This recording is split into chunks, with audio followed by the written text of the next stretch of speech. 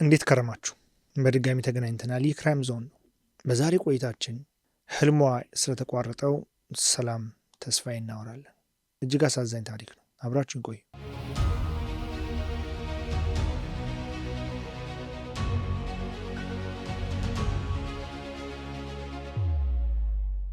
ሰላም ተስፋዬ ትባል ነበር። በአዲስ አበባ ዩኒቨርሲቲ የንግድና ኢኮኖሚ ኮሌጅ የአራተኛ ዓመት ተማሪ ነበረች። ወጣት፣ ቆንጆና ለወደፊት ህይወቷ ጥልቅ ህልም የነበራት ልጅ ነች። ሰላም ሰኔ 2000 ዓመተ ምህረት ለሰላም ምረቃ ሳምንት ነበር የቀራት። ቤተሰቦቿ በደስታ ምርቃቷን ለመታደም በዝግጅት ላይ ነበሩ። ነገር ግን ሰኔ 10 2000 ዓመተ ምህረት ያ ህልም ሁሉ በድንገት ተገረሰሰ። ሰላም ከጓደኞቿ ጋር እራት ልትበላ እንደወጣች ሳትመለስ ቀረች። ቢደወል ስልኳ አይነሳም። የት እንደሄደች የሚያውቅ የለም። በደስታ ይሞላል ተብሎ ሲጠበቅ የነበረው ሳምንት በኢትዮጵያ ታሪክ እጅግ ዘግናኝ ወደሆነ የፍለጋ ጉዞ ተቀየረ። ሰላም ከጠፋች በኋላ ቤተሰቦቿና ጓደኞቿ በየሆስፒታሉ፣ በየፖሊስ ጣቢያው እንዲሁ በቃ ሰው ቢጠፋ ሊገኝ ይችላል በተባለበት ቦታ በሙሉ ፍለጋቸውን ጀመሩ። የሰላም ምስል በቴሌቪዥንና በየጋዜጣው ላይ ሁሉ ተለጠፈ። መላው የኢትዮጵያ ሕዝብ ሰላም የታለች የሚል ጥያቄ አስነሳ። በዚህ መሃል የፖሊስ ጥርጣሬ ወደ አንድ ሰው ላይ አረፈ። ይህ ሰው የሰላም የቀድሞ ፍቅረኛ የነበረው ጌታነህ አብርሃ ነበር። ጌታነህ ሰላምን ለረጅም ጊዜ ሲያሳድዳትና ካላገባሁሽ በሚል ሲያስፈራራት እንደነበር መረጃዎች ለፖሊስ ደረሱ። ፖሊስ ጌታነህን ሲያገኘው ግን እርሱ ምንም አላውቅም በማለት ካደ። ፖሊሶች ግን ከጌታነህ በስተጀርባ ትልቅ ክህደት እንዳለ ቀድመው ተረድተው ነበር። ፖሊስ የጌታነህን የስልክ ጥሪዎችና አንዳንድ እንቅስቃሴዎችን መመርመር ጀመረ። ሰላም በጠፋችበት ምሽት ጌታነህ በቦሌ አካባቢ ከአንድ ጓደኛው ጋር እንደነበረ ታወቀ። እናም ፖሊስ የጌታነህን ጓደኛ በቁጥጥር ስር አውሎ ሲመረምረው ያልተጠበቀ እውነትን አወጣ። ጌታነህ ሰላምን አግቷት እንደነበርና ወደ ቤቱ ወስዷት እንደነበር ይህ ጓደኛው ተናገረ። ጌታነህ አብርሃ የሰላምን ምርቃት ሊያከብርላት እንደሚፈልግ ነግሮ ቦሌ አካባቢ ከጓደኞቿ ጋር እያለች ለብቻዋ እንድትመጣ አደረጋት። ያን ቀን እራት ልትበላ በወጣችበት ምሽት ሰላምን በየዋህነት አምና ወደ መኪናው ውስጥ ገባች። አንዳንዴ ኤክስዝን ኤክስ አዶኖ ለምን ሰዎች አምኖ እንደዚህ አይነት ሪስክ እንደሚወስዱ። ኤኒዌይስ ያ የመኪና በር ሲዘጋ ግን ሰላም ህይወቷ ወደ መጨረሻው ምዕራፍ እየሄደ መሆኑን ፈጽሞ አላወቀችም ነበር። ጌታነህ አብርሃ ማን ነው? ጌታነህ በወቅቱ በንግድ ስራ ላይ የተሰማራና ከሰላም ጋር ለዓመታት የቆየ የፍቅር ግንኙነት የነበረው ሰው ነበር። ነገር ግን ሰላም ግንኙነቱን እንዲያበቃ ስትወስን ጌታነህ ይህንን ውሳኔ ሊቀበለው ፈጽሞ አልቻለም። የኔ ካልሆንሽ የሌላ የማንም አትሆኝም የሚል አጥፊ አስተሳሰብ በውስጡ አድሮበት ነበር። ይህ ታሪክ የሚያሳየን በአንድ ወቅት ፍቅረኛ የነበረ ሰው እንዴት ወደ ጨካኝ ገዳይነት ሊለወጥ እንደሚችል ነው።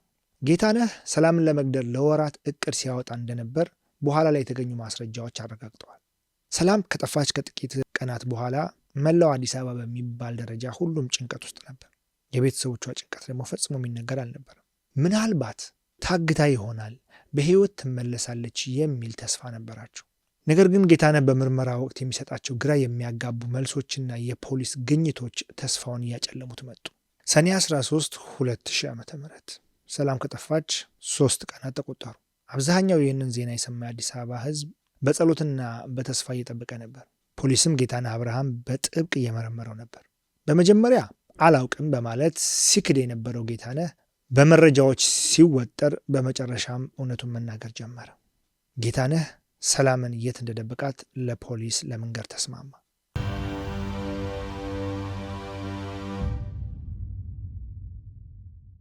ፖሊሶችና የሰላም ቤተሰቦች እርሷን በህይወት ለማግኘት ተስፋ በማድረግ ወደ ጌታነህ ቤት አመሩ። ነገር ግን እዚያ የጠበቃቸው ነገር መላውን ኢትዮጵያ ማለት ይቻላል እጅግ ያስደነገጠና ያንቀጠቀጠ ነበር። ፖሊሶች የጌታነህን ቤት ሲፈትሹ በመኝታ ቤት ውስጥ አንድ ትልቅ የእንጨት ሳጥን አገኙ። ሳጥኑ ተቆልፎ ነበር። ቁልፉ ተገኝቶ ሳጥኑ ሲከፈት የአዲስ አበባ ፖሊሶች እንኳን አይተውት የማያውቁት ዘግናኝ ትዕይንት ነበር የተገለጠው። በምርቃት ልብስ ፈንታ የሰላም ተስፋዬ አስከሬን በዚያ ጠባብ ሳጥን ውስጥ ታሽጎ ተገኘ። ገሏት ቤት ውስጥ በእንጨት ሳጥን አስገብቶ ቆልፎባታል። 3 ቀን ሙሉ ሰላም የተገደለችው በጠፋችበት በዚያኑ ዕለት ሌሊት ነበር። ጌታነህ ሰላምን ካገታት በኋላ በገመድ አንቆ እንደገደላትና አስከሬኗን ደብቆት እንደነበር ታወቀ። የሰላም ተስፋዬ ቤተሰቦች ጩኸት ሰማይ ድረስ ተሰማ። የኢትዮጵያ ሕዝብም ዜናውን ሲሰማ እጅግ ነበር ያዘነውና አንገቱን የደፋው። የምርመራ ውጤት ሲመጣ የጌታነህ ጭካኔ ከታሰበው በላይ ሆኖ ተገኘ። እንደነገርኳችሁ ጌታነህ ሰላምን ከገደላት በኋላ 3 ቀን ሙሉ አስከሬኗን በቤት ውስጥ አስቀምጦት። እንዲያውም የሰላም ቤተሰቦች እርሷን ሲፈልጉ ጌታነህ አብርሃ ከቤተሰቦቿ ጋር አብሯቸው ይፈልጋት ነበር። ለሰላም እናት ስልክ እየደወለ አይዞሽ እኔ እፈልጋታለሁ እያለ ያጽናናት ነበር። ይህ ተግባሩ ጌታነህ ምን ያህል አደገኛና ምንም አይነት ርኅራኄ የሌለው ሰው እንደሆነ ያሳያል። ሰላምን የገደለው ካልተመለስሽልኝ እገልሻለሁ የሚለውን ማስፈራሪያውን ተግባራዊ ለማድረግ ብቻ ነው። አንድ ሰው ገለኸዋል። ከገደልከው በኋላ ምንን ሊያውቅልህ ይችላል? ማድረግ እንደምትችል ልታሳየው ብትፈለግ እንኳን ሞቷል። ያ ሰው ሊያከብርህም አይችልም፣ ሊፈራህም አይችልም ከዛ በኋላ። this is sickness። እናም ሰላም የወደፊት ህልሟንና ምርቃቷን ልታይ ጥቂት ቀናት ሲቀራት ህይወቷ በዚህ መልኩ ተቀጨ።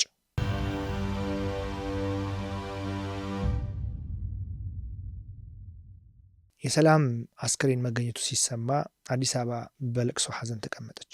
የቀብር ስነ ስርዓቷ የተከናወነው በታላቅ ሐዘን ነበር። ጓደኞቿ በለበሱት የምርቃት ልብስ ላይ ጥቁር ጨርቅ በማሰር ቀብሯ ላይ ተገኝተው ነበር። ዩኒቨርሲቲውም ለሰላም የክብር ዲግሪዋን ሰጣት። እናም የሰላም ሞት በአዲስ አበባ ላይ ትልቅ ንቅናቄን ፈጠረ። ከዛ በኋላ በሴቶች ላይ የሚፈጸም ጥቃት ይቁም የሚሉ ድምጾች ከፍ ብለው በየቦታው መሰማት ጀመሩ። ጌታነህ አብርሃ ግን በፖሊስ ጥበቃ ስር ሆኖ ፍርዱን ይጠባበቅ ነበር።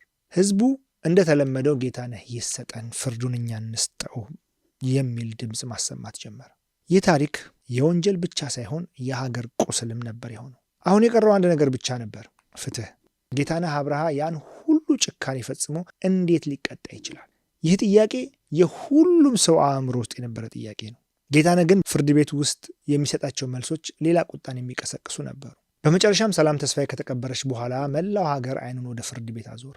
ጌታነህም በፈጸመው አሰቃቂ ግድያ ተከሶ ፍርድ ቤት ቀረበ። የፍርድ ቤቱ አዳራሽ በሰላም ቤተሰቦች፣ በሰላም ጓደኞችና በጋዜጠኞች ተጨናንቆ ነበር።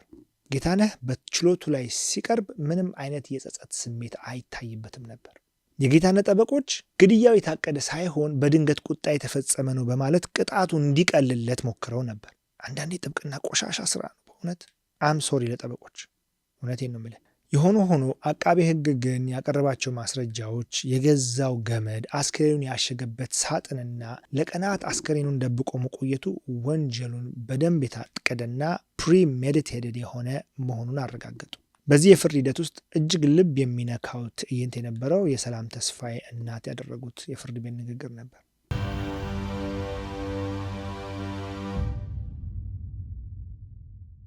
ልጃቸው በጠፋች በቀናት ጌታነህ ወደ ቤታቸው እየመጣ አብሯቸው ሲፈልግ ሲያጽናናቸውና አብሯቸው ምግብ ሲበላ እንደነበር በዝርዝር ተናገሩ። ይህ ምስክርነት በችሎቱ የነበሩትን ሰዎች ሁሉ አስለቀሰ።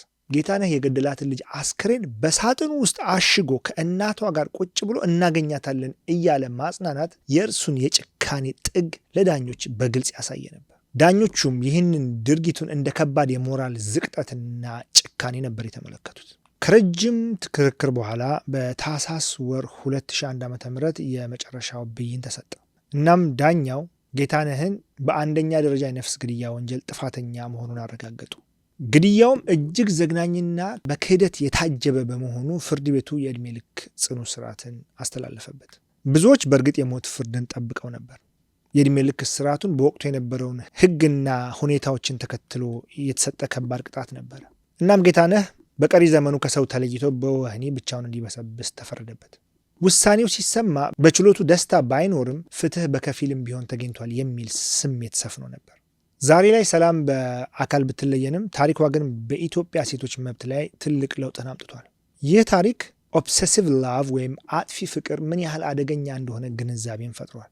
የሴቶች መብት ተሟጋቾች እና የህግ ባለሙያዎች በሴቶች ላይ የሚፈጸሙ ጥቃቶች በጥብቅ እንዲታዩ ግፊትን ማድረጊያ ሆኗል። ሰላም በዩኒቨርሲቲው ተመርቃ ለሀገሯ ልትሰራ ትመኝ ነበር። በአዲስ አበባ ዩኒቨርሲቲ የንግድና ኢኮኖሚ ኮሌጅ ውስጥ ታሪኳ ሁሌም ይታወሳል። የሰላም ታሪክ አይዞሽ የምትልና ለሴቶች ደህንነት የምትቆም ኢትዮጵያን እንድትፈጠር ጥሪ ያደርግልናል። እናም የሰላም ተስፋዬ ታሪክ የሀዘን ብቻ ሳይሆን የማንቂያ ደወልም ነበር። ፍቅር ክብር እንጂ እስራት አለመሆኑን፣ ክህደት ደግሞ የትም እንደማያደርስ አስተምሮናል። ሰላም በኢትዮጵያውያን ልብ ውስጥ ለዘላለም በፈገግታዋ ትታወሳለች።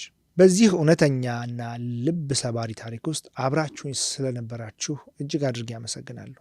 ለሰላምና ለሁሉም ግፍ ለደረሰባቸው እህቶቻችን ፍትህ ይንገስ ለማለት እወዳለሁ። መልካም ምሽት። ነው።